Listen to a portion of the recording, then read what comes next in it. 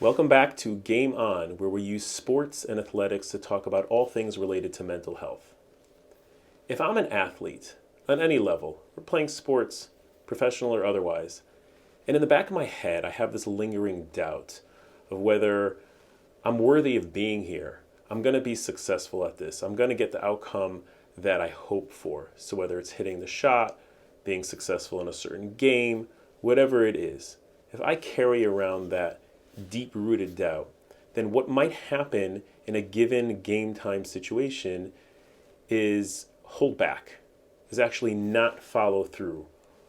You might use the word sabotage myself, although not intentionally. So I might not follow through strong enough on a swing, follow through on my shot, tackle all the way. If I'm playing tennis, I might not be aggressive enough, or golf, whatever it is, I might hold back in some sense.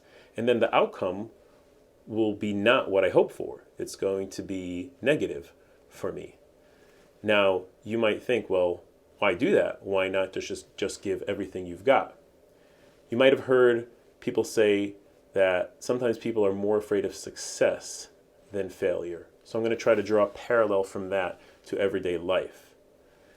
There could be one of two reasons, or maybe more reasons, why someone might be afraid of success. One is that perhaps once I attain a certain level of success, then there's a pressure to keep that going, to maintain that momentum. I'm going to focus on another reason, is that even though it might be counterintuitive right now, objectively speaking, is that, well, if I don't predict success, if I fail, and even if I'm a part of that failure, so let's say there's a deep down belief that I'm not smart, I'm not good enough, I'm not worthy, so I'm not going to do well in this exam, I'm not going to get into this university that I'm trying to get into, I'm not going to get this job, then inadvertently what I might do is I might do less than. I might not do that work. I might not present myself well in an interview. I might not follow through on something. And then that outcome will be almost like this self-fulfilling prophecy. And again, why would I do that?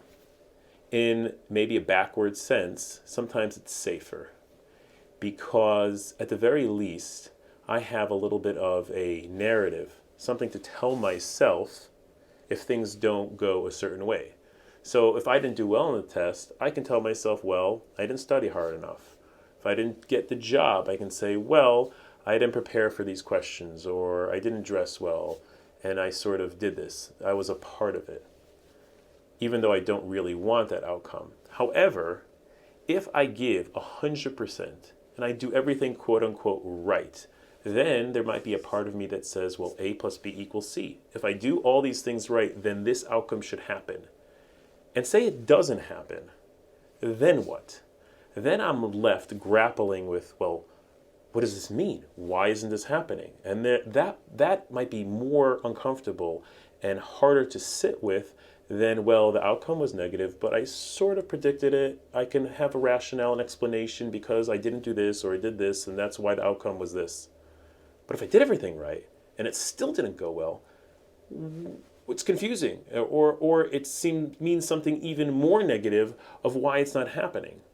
So I can perpetually, again, maybe not so consciously, set the bar lower for myself or do things to hold back from maximizing what I could do and almost sabotage myself as a way to stay in a place that's a little bit more comfortable, if that makes any sense. The same way in sports, I might hold myself back because if I tried really hard and I did everything right and I still didn't score and I still didn't succeed, then what am I going to tell myself?